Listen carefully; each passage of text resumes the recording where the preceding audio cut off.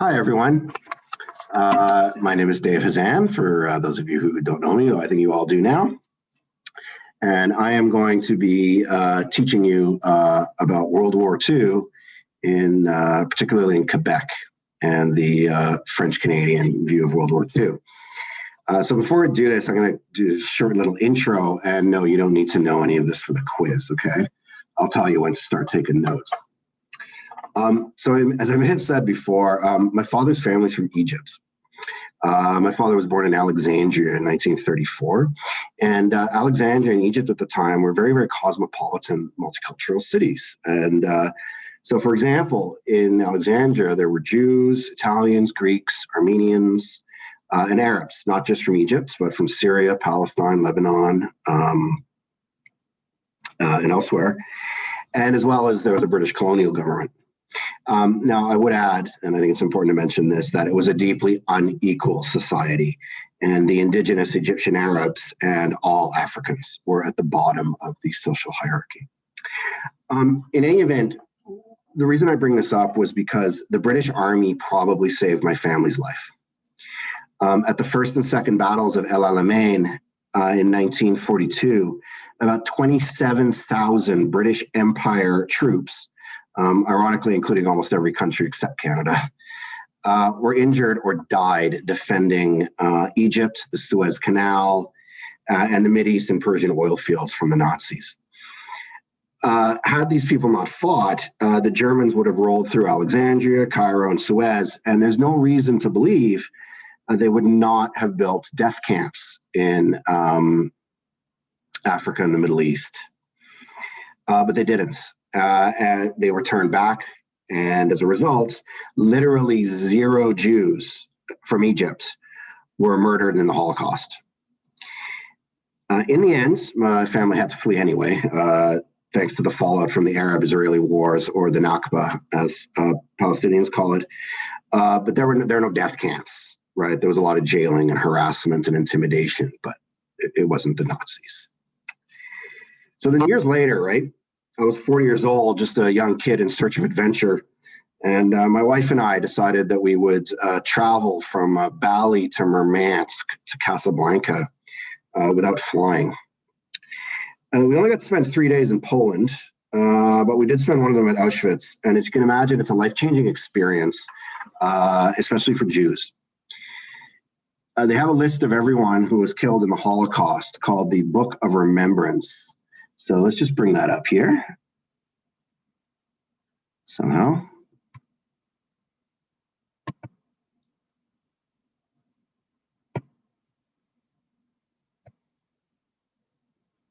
There we go. Okay. This is the Book of Remembrance. Okay. And it has a list of everyone who was killed in the Holocaust that they know of. So what I did was I looked up my name, David Hazan, which was Romanized to just have a single Z. And they're in there. There were 5 names, 4 from Greece and 1 from Poland.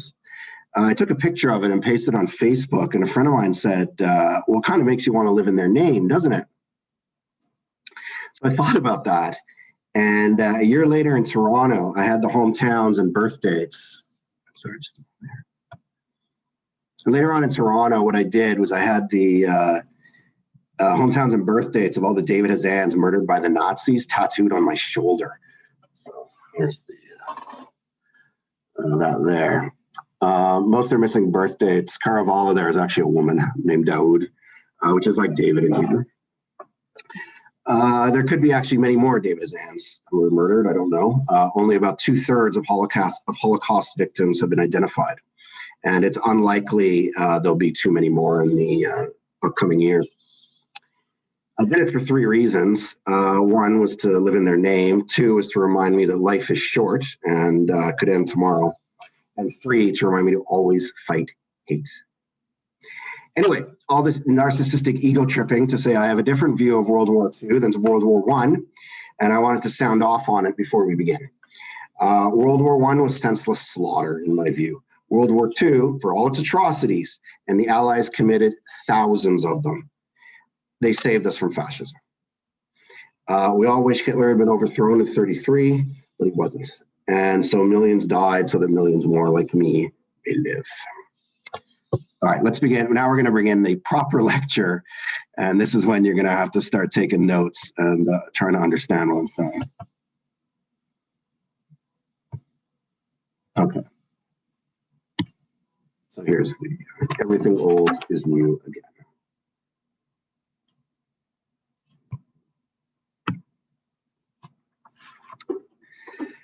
The Second World War in Quebec was also the second conscription crisis. Just as nobody wanted to fight another war against Germany in Europe, nobody wanted to open the conscription debate again in Canada, since it would open a lot of old, deep wounds. Well, some of them not so old either.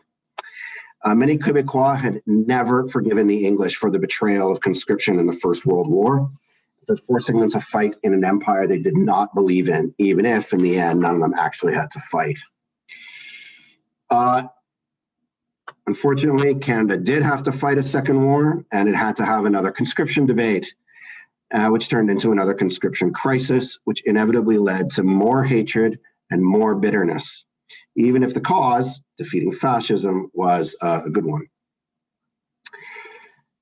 And though they might seem to be on the surface, most of the politicians and generals in this war were not incompetent, as opposed to the last war. Prime Minister Mackenzie King himself had seen the conscription debate tear apart his Liberal Party in the First World War, and he was really eager to avoid it if possible a second time. But just like last time, he would have to do it, okay?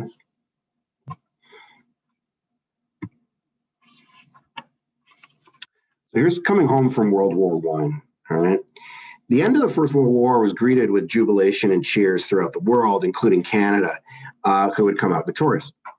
And not only had Canada helped win the war, but it had defined itself as a nation, particularly with its victory at Vimy Ridge, the story about how a colony went up a ridge and came down a country. That said, as Professor McPherson explained in the previous lectures, things were not all well in Canada after the war. All right. Most veterans returned from Europe completely changed. They were often shell-shocked. They were missing parts of their bodies often.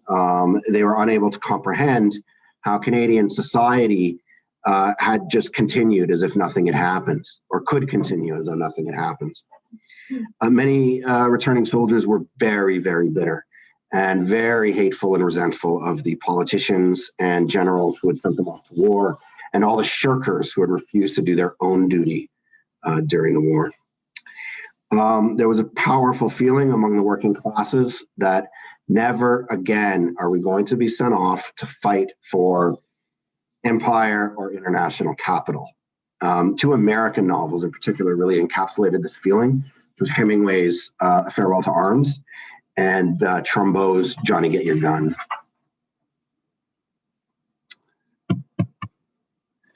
At the same time, the British Empire continued, reaching its greatest size ever following First World War, by selling out its Arab allies from World War I. This is the Lawrence of Arabia story, if you know it. Britain had managed to take control of most of the Middle East. The Treaty of Versailles had given Britain the German possessions in Africa and the South Pacific. But overall, the British Empire was a very sick beast in the interwar years, desperately trying to hold on to what it had. The empire faced crisis after crisis after crisis. Wars in the Middle East, revolution in Ireland, the Indian National Congress under Gandhi, the Great Depression at home and in its colonies. And there was a constant fear, again, that Canada would be asked to send soldiers to defend the British Empire, okay? The only people, though, at this point who are going to say, ready, aye, ready, were the most deep blue Tories, okay? And there are only ever so many of those. Meanwhile, Europe is a mess. Despite all the rhetoric about the war to end all wars, Europe was unstable and always likely to fall back into conflict. The Treaty of Versailles, which ended World War I, was a hit with the four major victors, the US, the UK, the Italians, and France, but it was despised by everyone else. You may be familiar with the story. It made Germany pay huge indemnities for the war, which Germany could not afford. Many British intellectuals like John Maynard Keynes and T.E. Lawrence warned that punishing Germany like this was going to lead to another war. And then you got Eastern Europe. I'm going to show you a map in a little bit, okay? But Eastern Europe became this jigsaw of carved out new nation states. Poland, Hungary, Czechoslovakia, Yugoslavia, all of which had substantial minority populations who were bitter about being put into countries that they were not part of. So, for example, many Hungarians would end up within the borders of Romania. Romania doubled in size. Many Ukrainians were in Poland, which was created after the war. There was no independent Poland, at least there hadn't been for 200 years. Once they created independent Poland. So there was that problem that people often just didn't want to be in these new countries. Turkey was undergoing a revolution. And of course, Russia was fighting a civil war, which would lead to complete communist victory, which is something that the bourgeoisie had been afraid of since the 1840s. By 1924, Italy was fascist. By 1929, it was fascist with the Pope's blessing. In 1933, the Nazis took over in Germany and started rearming. Spain descended into civil war between a left-wing Republican government and fascist rebels. And in the Far East, Japan invaded Manchuria in 1931 and attacked the rest of China in 1937. So here's some maps. So this is Europe before the First World War, okay? Now, the thing that's interesting about this is just there's fewer countries. That's one thing you'll notice, okay? Especially in Eastern Europe. You got Germany, you got Austria-Hungary, you've got a few in the Balkans here, Serbia, Montenegro, Bulgaria, Romania, Greece, and then the Ottoman Empire. Russia is all the way over here. There's no Poland, there's no Finland, here's Germany, okay? And Britain and Ireland are, united. They're one country. Okay, now here's the map of Europe after World War I. Okay, you'll notice all of a sudden a lot more colors down here as all these countries become independent. Finland, the Baltic states, which would later be incorporated in the Soviet Union again. Poland, the Free City of Danzig. Czechoslovakia, Hungary is much smaller. Austria is much smaller. Romania is much bigger. The Yugoslavia, no one had ever heard of that before. The country of the Southern Slavs, it was an invention. Italy grew. Okay. Turkey was now Turkey, not the Ottoman Empire. Soviet Union is the Soviet Union. Ireland is independence. Okay. Lots of things had changed. The whole map of Europe was different. Okay. All right.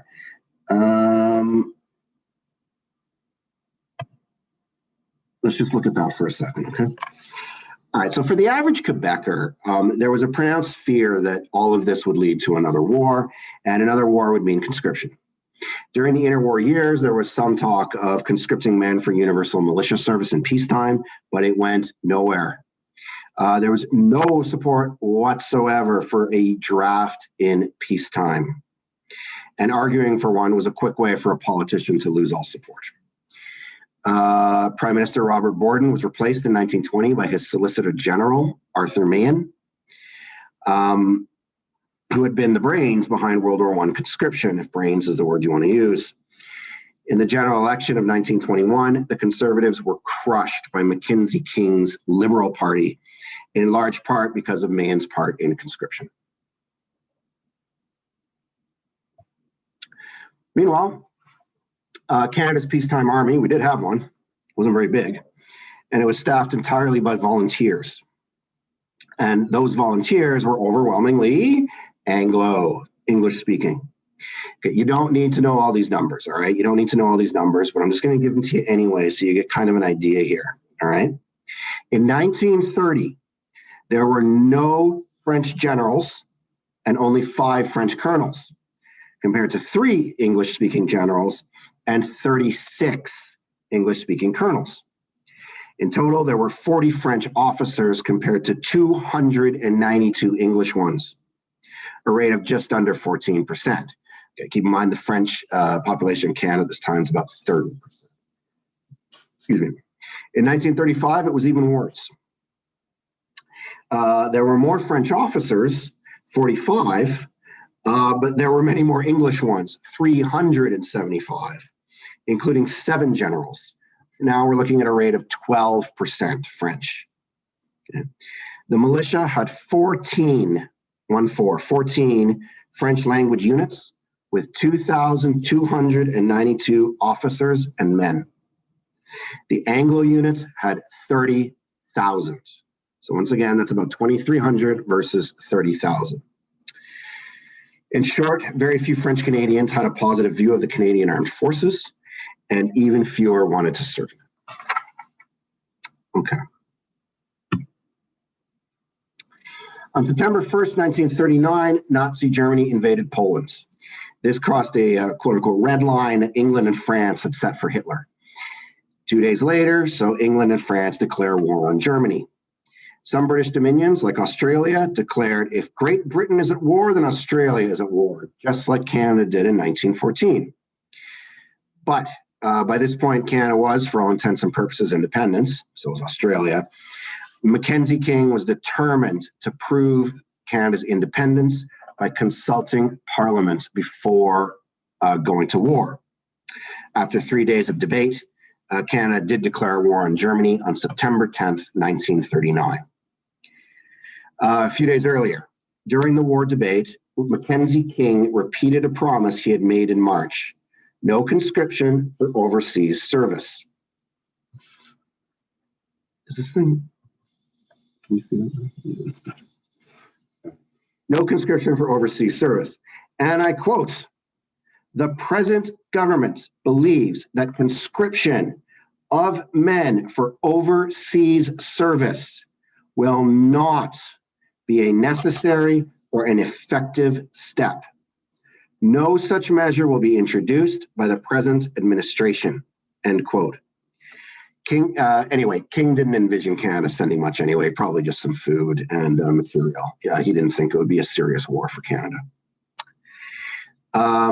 In Quebec, meanwhile, Maurice Duplessis, is a right-wing conservative nationalist politician. He dissolved the Quebec Parliament a year early, thinking that now would be a good time to have an election. So he ran on a campaign of autonomy, arguing that Ottawa was using the pretext of war to foster a campaign of assimilation and centralization against Quebecers.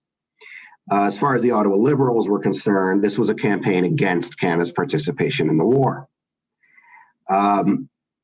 So the federal government threw everything they had against Duplessis and his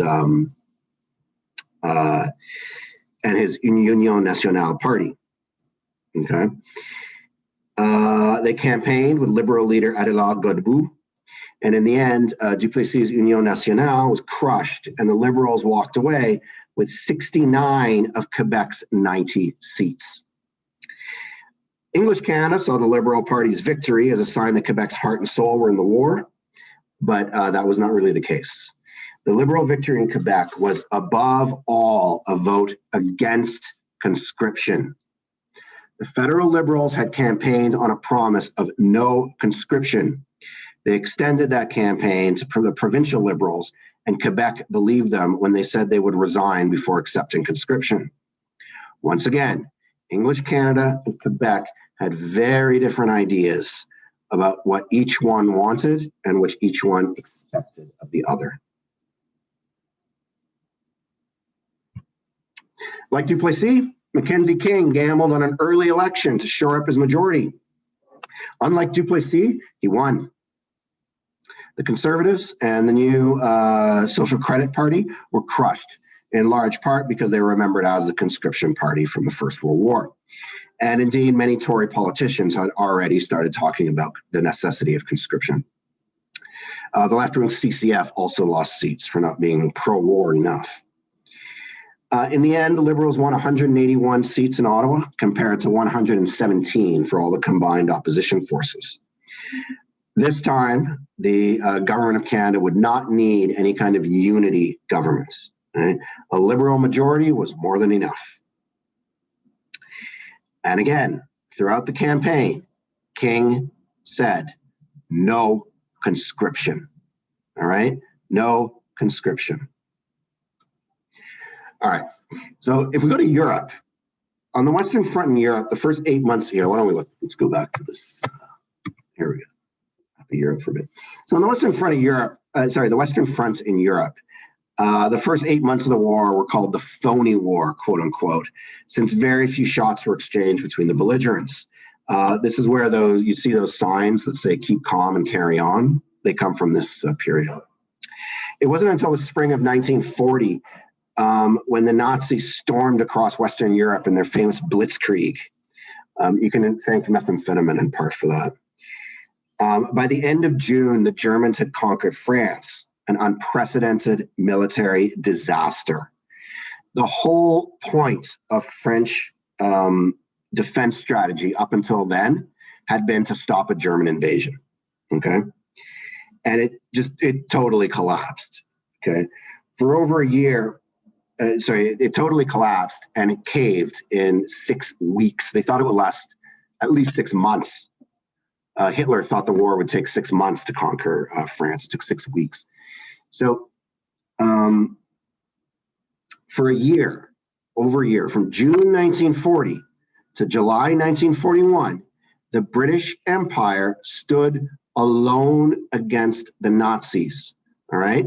So you look over here, Norway, Denmark, Holland, Belgium, Luxembourg, France, all occupied by the Germans. Okay, Ireland is neutral, Spain is neutral, Portugal is neutral, Poland has been conquered as well. These countries have been taken by the Soviet Union. All you've got left is basically these countries here. And for most of them are either pro-Nazi or are pro-fascist in some way or another. Okay, so 1 year and England is alone. Okay, the Americans were neutral. The Soviets still had this non-aggression pact with the Nazis. So if Britain were to fall, and it seemed perfectly possible after the fall of France, then Canada would truly find itself in a situation where, Canada could have truly found itself in a situation where it had to defend its coasts. And that idea seemed completely surreal a few months earlier. So what happened was, the UK went into total war mode on May 22nd, 1940, which was the day Winston Churchill took power.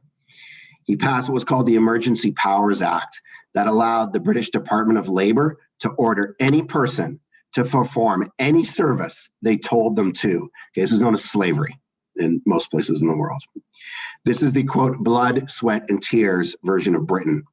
Okay, the United Kingdom essentially became a totalitarian state for 5 years. I'm not going to pass judgment on whether this was necessary or not, okay? On the one hand, the UK is the home of parliamentary democracy, and locking people up for their views and forcing them to do jobs they don't want to do is the basis of a slave society.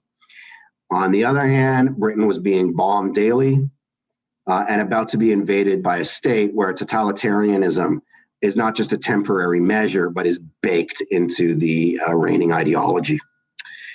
And the British would have been reduced to slavery anyway. So better be a slave to London, Parliament in London, than to the Reichstag in Berlin. And it isn't like the British themselves didn't know how to enslave people. Churchill's policies would end up starving 3 million Bengalis to ensure that food from India reached Britain during the war. In the event, once the war was over, Britain did revert back to parliamentary democracy, and Churchill actually lost his first post-war election. Okay, sorry, let's go back to Canada here. Canada did not go total war, all right, not yet. After France fell, conscription was again on everyone's mind. King drafted a bill, and you're going to see that that's the one that's on the side of the PowerPoint here. The bill was called the National Resources Mobilization Act, or NRMA. Okay, NRMA, you're going to hear that word a lot. NRMA, the National Resources Mobilization Act. In it, the government could draft any able-bodied man it wished and train them in the use of arms for 30 days. A national registration was called, and every Canadian man and woman over the age of 16 had to register. Unmarried and childless men between the ages of 19 and 45 would become the core of this draft. And there were approximately 800,000 young men available, including 234,000 in Quebec. Tellingly, and most importantly, the National Resources Mobilization Act, quote, may not be exercised for the purpose of requiring persons to serve in the military, naval, or air forces outside of Canada, end quote. Outside of Canada. You can be drafted, but you will not be sent outside of Canada. This was an army for the purpose of defending the Canadian mainland and her shores.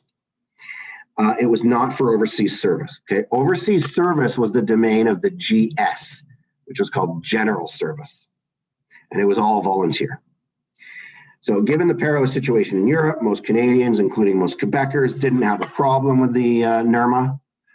Okay, so most people didn't have any issue with this, even in Quebec. All right, there were exceptions. Montreal Mayor Camille Houde declared on August 2nd that he was opposed to the national registration, causing it, quote, unequivocally a member of conscription.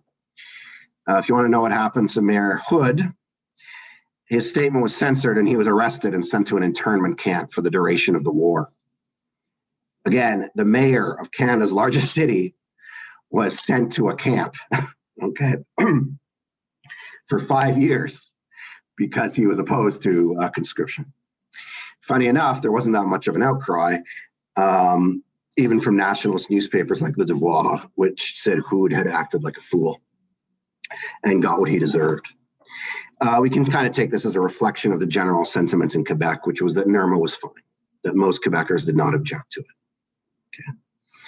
By August 1940, the non-permanent active militia, what the NRMA called its, quote, conscript army, had 107,219 men, and none of them were conscripts. They had all volunteered. The atmosphere in the camps was good, morale was generally high, but most military leaders then and now would argue that you cannot train a soldier in 30 days. There was little equipment, and most of the conscripts thought of it more like summer camp, really, than army training or boot camp. So they started a new scheme in 1941, which promised a more appropriate 4 months of training. And there was more pressure to turn the reserve recruits into active ones, including by bullying from active duty soldiers. So active duty soldiers would be encouraged to bully reserve duty soldiers. Meanwhile, on the 11th of May, 1941, a huge recruitment drive began for the General Service Army to serve overseas. It was a massive effort, and though it started slowly, it did meet its initial enlistment goals. Unfortunately, these goals would just keep getting bigger and bigger. Just like last time, Britain begged Canada for more soldiers. The Canadian military decided on 5 divisions organized into 2 corps. And by April 1942, they got it, all volunteers. Okay. So let's look at these pictures here. So we've got, these are recruitment pictures for the Canadian Army. So we've got a French one here. Ce qu'il faut pour vaincre, which means what it takes to win. Oops, sorry. And then there's a picture of Lieutenant Colonel Dallard Menard, who was a rifle commander at Dieppe. Okay. And then you got one in English over here, which I always think it looks like a Coca-Cola commercial because I keep thinking this is a Coke bottle. We're proud of you, son. You know, explaining that if you really want to impress your family, then what you want to do is join up to serve overseas. All right. what I'm going to do here is I'm just going to stop, and we're going to come back in the second lecture and continue with this. So we'll talk in a minute.